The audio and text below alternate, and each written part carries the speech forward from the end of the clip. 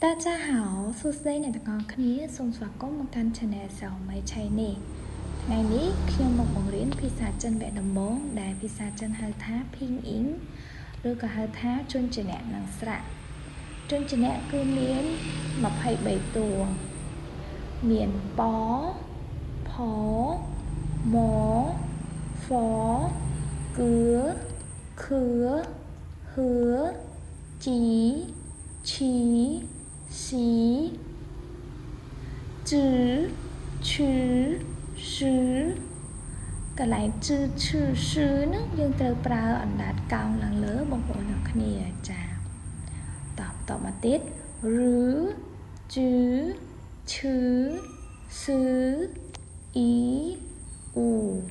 តអានសាថ្មីប៉ផម៉ហ្វគឺខឺហឺជីឈីស៊ីជឺឈឺស៊ឺរឺជឺឈឺស៊ឺអ៊ីអ៊ូចាអរគុណច្រើនក្នុងការស្ដាប់វីដេអូរបស់ខ្ញុំជួបគ្នាក្នុងវីដេអូក្រោយបាយបាយ